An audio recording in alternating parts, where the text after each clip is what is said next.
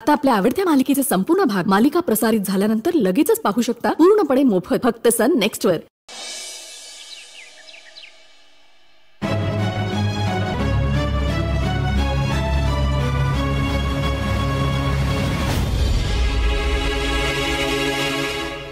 आई, तू संकेत दिलास म्हणून मी इथे बाबांची सेवा करायला थांबले। ते मला ओळखूच शकत नाही कारण बाबांनी आजपर्यंत मला नीटच असं बघितलंच नाहीये ग। घरातले सगळेच मला साथ देत आहेत। आई, राहून राहून एकच भीती वाटतेय ग, चुकून जर बाबांनी मला ओळखलं तर त्यात जर बाहेरचं कोणी घरी आलं तर मी भांबावून जाते ग।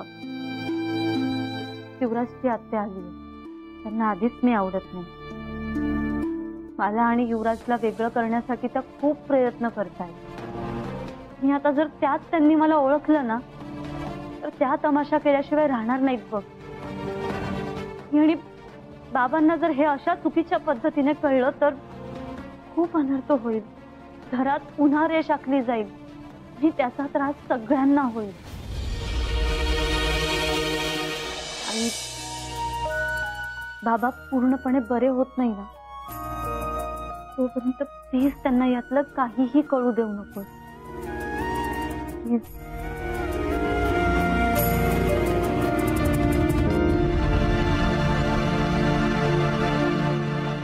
कोण आहेस ग तू?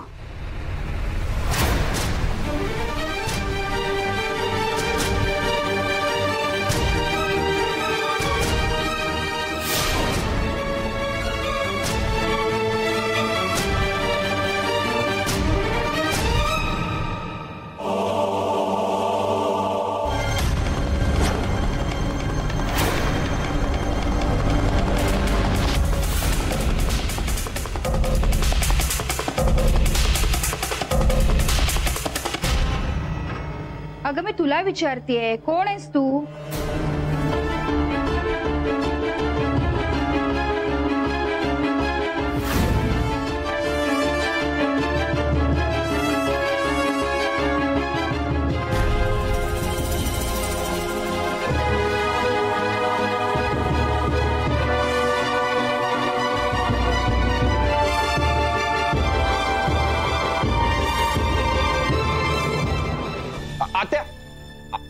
ग तू जाणार होतीस ना, तू अजून गेली नाहीस। आणि ती नर्स आहे अगं, तिच्या युनिफॉर्म वरून ओळखता नाही आलं का तुला? तू जात होतीस ना, कोणाशी काय बोलत बसलीस? चल मी तुला सोडून येतो, चल। अगं आत्या, आत्या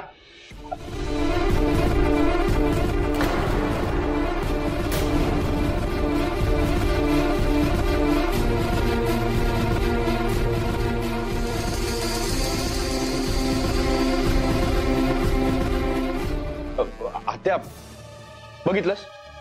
अगं शांती नर्स आहे ही।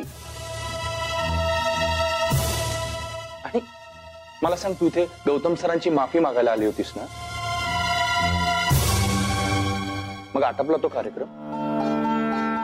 तू पण बोलत बसलीस। आत्या, इथे वातावरण काय आहे, तू कशी वागतेस कळते का तुझं तुला? खरंच चुकलंच माझं। मला नको त्या गोष्टींमध्ये लक्ष घालायला नको। मी आपला जप करत घरी जाते।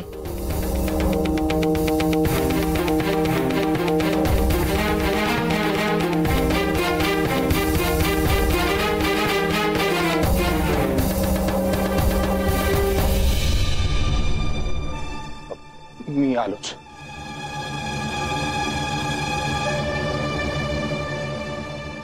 आत्या, आत्या,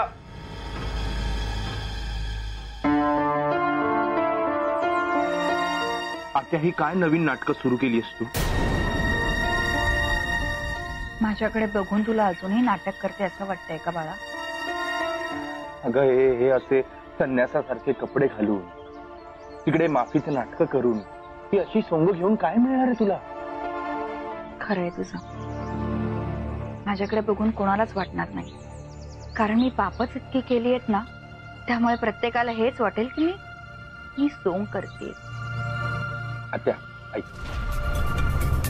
आता तू प्लीज मला खरं सांग, तुझ्या डोक्यात कुठला नवीन प्लॅन सुरू? नाही बाळा, काही प्लॅन नाहीये. खरं सांगते, तुझी आधीची जी रेणुका आत्या होती ना, ती आश्रमात सोडून आले मी. आता ही रेणुका आत्या आहे. युवी, माझी तनू गेली ना, हे मान्य केलंय मी आता. खरं सांगते तुला, मला असं वाटतंय माझी तनू फक्त माझ्यामुळे गेली. तुझा संसार मोडायला ना मी खूप प्रयत्न केले रे, खूप म्हणजे खूप. त्याबद्दल मला माफ कर. तुझ्या पाया पडते. तू पिढी आहेस का? पाया काय पडतेस माझ्या?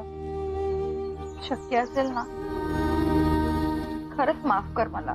आत्या प्लीज हे सगळं लवकरात लवकर थांबव.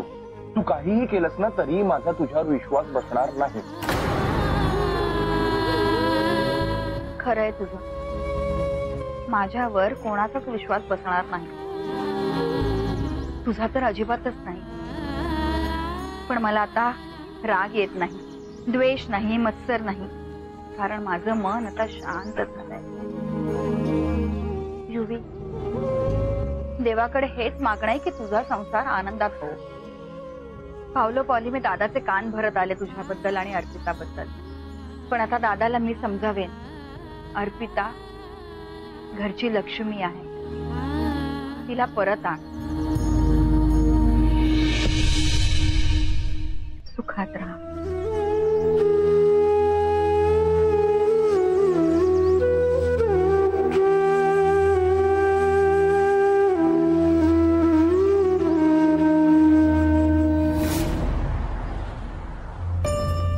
हळू.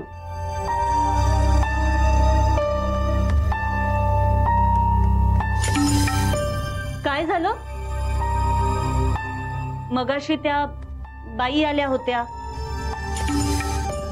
त्यांच्यामुळे तुम्ही अस्वस्थ झालात का? त्या बाई म्हणजे तुला कल्पना नाहीये काय प्रकरण आहे ते. त्या बाई नुसत्या दिसल्या की डोकं फिरतं. त्यांनी श्वास घेतला की त्या जागेतली शांतता भंग होते आणि त्या बोलायला लागल्या ना की त्या आपल्या गड किल्ल्यांच्या भिंतींनाही भोकं पडतात. महाभयंकर बाई आहे. कोणाचंही चांगलं झालेलं बघवत नाही, कोणाचं चांगलं होत असेल तर ही जाऊन त्यात खाडे घालणार, लोकांमध्ये भांडणं लावून देणार, एवढंच डोकं चालतंय. घरातलं दुखणं कमी होतं का काय म्हणून बाहेरचं वाढून ठेवलंय नशिबात. घरातलं दुखणं आहे ना, घरात एक मुलगी अपशकुन. सॉरी म्हणजे, पण जे आहे ते आहे. त्या मुलीमुळे माझ्या आसपास, माझ्या स्वतःच्या आयुष्यात फक्त वाईटच घटना घडल्या. ती जिथे असते तिथे काहीतरी प्रॉब्लेम निर्माण होतो, काहीतरी वाईट घडतं, माणसं नाक मरतात. जाऊ द्या ना, तुम्ही का विचार करता या गोष्टींचा? जास्त विचार करू नका, तुम्हालाच त्रास होईल परत. त्यापेक्षा तुम्ही आराम करा. चला. Good morning sir. Good morning. How you feeling today? Better. बरं, आधी हा प्रसाद घ्या. Thank you ma'am. प्रसाद.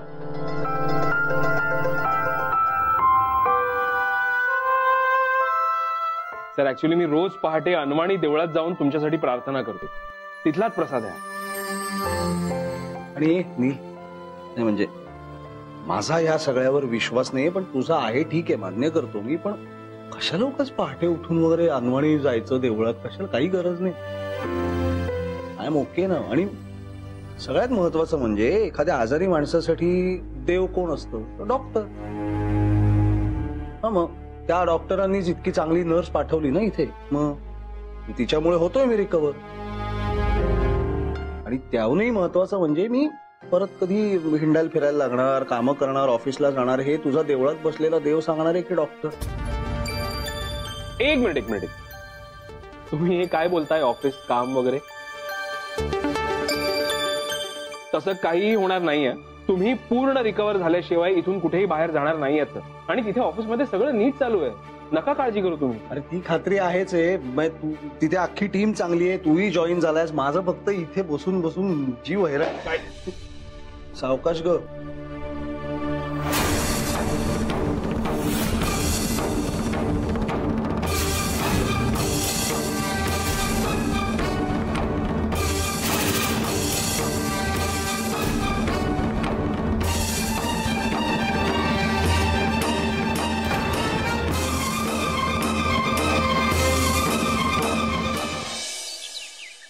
मॉम मॉम काय चाललंय तुझं?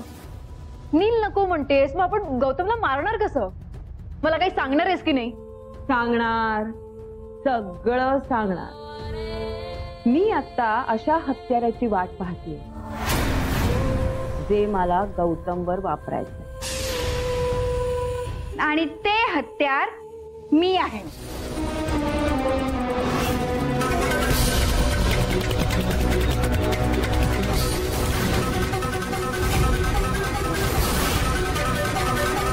ही कोण आहे?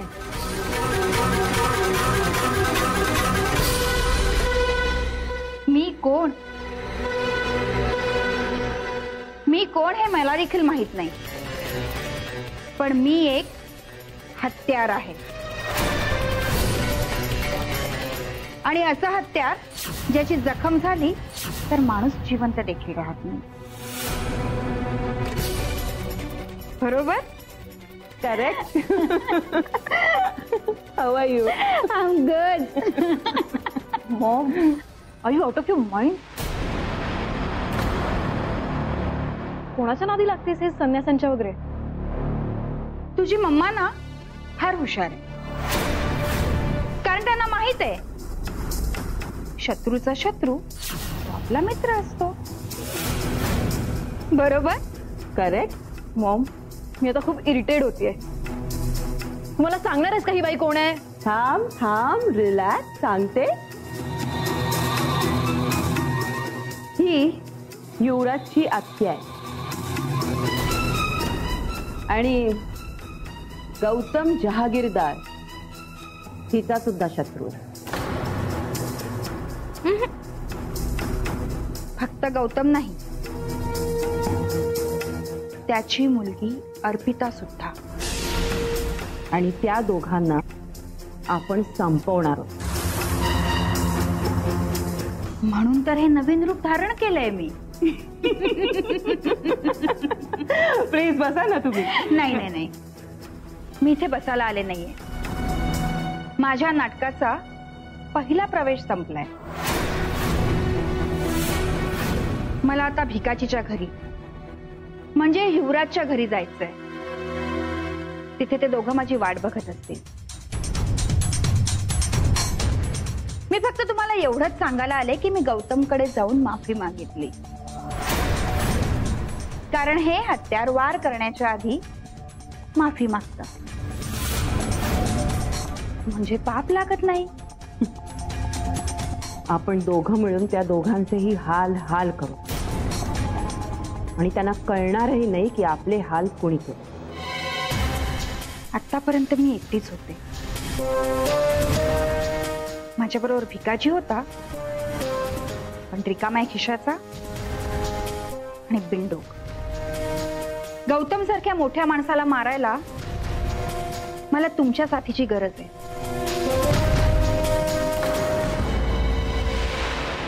कारण त्या अर्पितामुळे माझ्या तनूने स्वतःचा जीव गमावला आणि माझ्या मुलीचं यश हिसकावलं. पण मला त्या गौतमला मेलेलं बघायचंय. आणि तुम्हाला? जमलंच तर दोघांनाही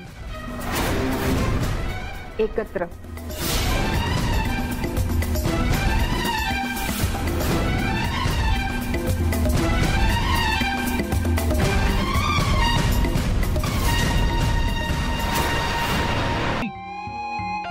ही तर अर्पिता आहे.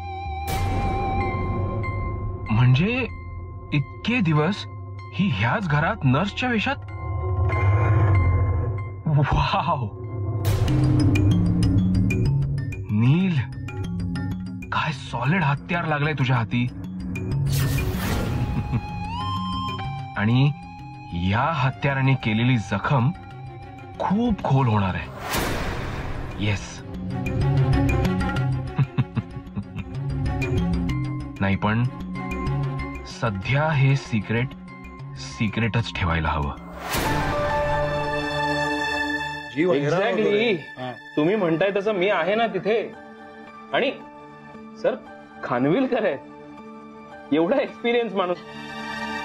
सर ऑफिसमध्ये कुठलाही प्रॉब्लेम आला ना तर खानविलकर 2 मिनिटात सॉल्व्ह करतात. मला सगळं मान्य आहे, पण बरं निदान मला कळू तरी दे काय चाललंय. खानविलकरांना एक फोन तर करायला सांग. नाही, अजिबात नाही.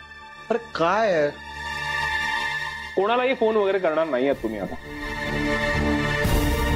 मी इनफॅक्ट ऑफिसमध्येही सांगितलंय की तिथून इथे तुम्हाला फोन करून कोणीही डिस्टर्ब करणार नाही. तर तिथलं सगळं बघायला मी आहे ना. अरे हो, तसं काय खानविलकर होते आधीपासून, युवराज आहे तिथे, तूही आहेस, पण मला. येस ऑफकोर्स, युवराजी आहेच की. खूप हार्डवर्किंग आहे तो. तुमच्या ऍब्सेन्स मध्ये खूप छान सांभाळलंय त्यांनी ऑफिस. आणि सर खरं तर तुम्ही काही बाबतींमध्ये खूप लकी आहात.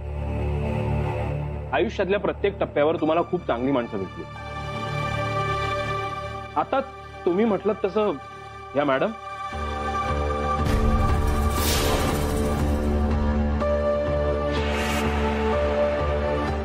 किती चांगल्या नर्स आहेत या. किती छान ट्रीटमेंट केली आहे त्यांनी तुमची. आणि त्यांच्यामुळेच तर तुम्ही आज इतक्या लवकर रिकव्हर झालात. मॅम नाव काय तुमचं? शांती. शांती. त्या हॉस्पिटलला किती वर्ष काम करताय तुम्ही?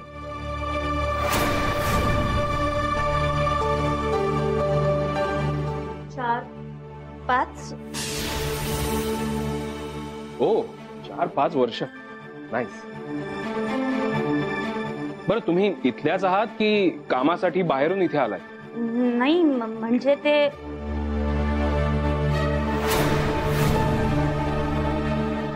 नील, मलाही नाही मिळालेत या काही प्रश्नांची उत्तरं अजून. तू फार लांबेस अजून. आणि बेसिकली चाललंय काय तुझं? हा, इंटरव्ह्यू घ्यायचा, जॉब ऑफर करायचंय तिला, का वधूवर सूचक मंडळ आहे तुझं? लग्न लावणार आहेस तिचं? नाही नाही सर, तसं काही नाही. आय एम शुअर त्यांचं लग्न त्यांचे बाबाच लावतील.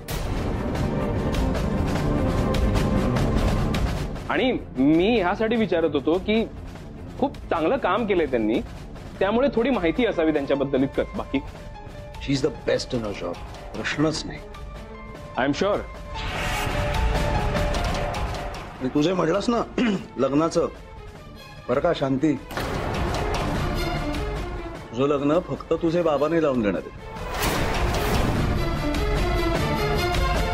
लेकीसारखी सेवा करते रे. एक गोष्ट नक्की कन्फर्म, तुझं कन्यादान तुझे बाबा आणि मी दोघं मिळून करणार, कन्फर्म.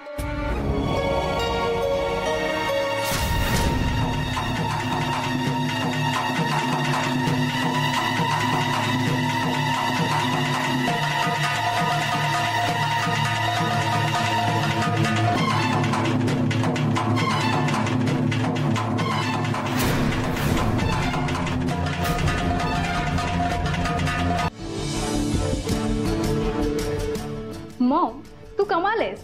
तू त्या युवराजच्या नात्यातल्याच बाईला हाताशी धरलंस. पण तू सांगितलं नाहीस तुम्ही दोघी कुठे भेटलात ते. सांगते.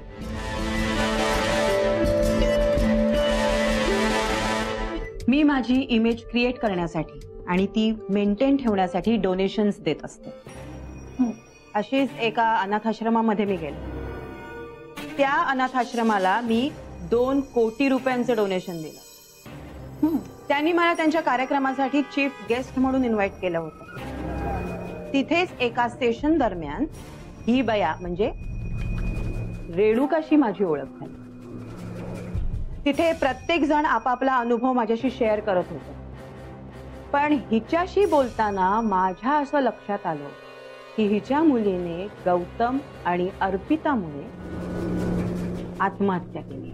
वाव, म्हणजे ही 2 कोटीची देणगी देऊन तुला लॉटरीच लागली. म्हणून तर मी सोशल वर्क करत असते बेबी.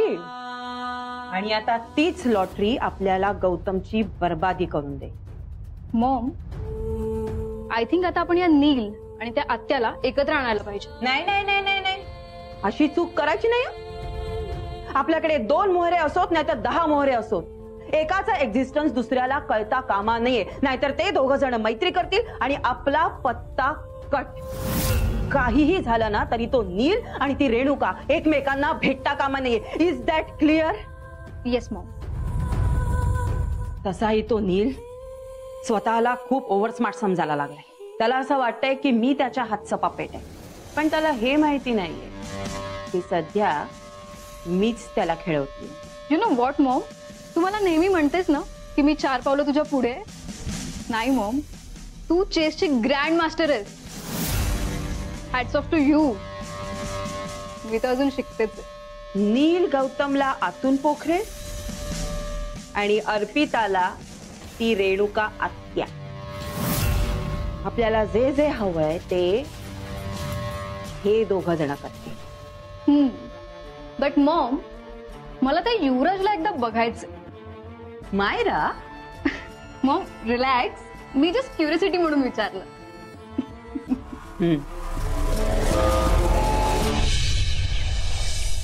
आणि हे बघा, मी पुन्हा एकदा सांगतो, ऑफिस मधून इथे सरांना फोन करून कोणीही डिस्टर्ब करणार नाही. तिथे खानविलकर आहेत, जे काय असेल ते तुम्ही त्यांच्याशी बोला. आणि मीही आता थोड्या वेळात ऑफिसला पोहोचीनच, मग आपण ठरवूया काय करायचं ते. Okay, bye.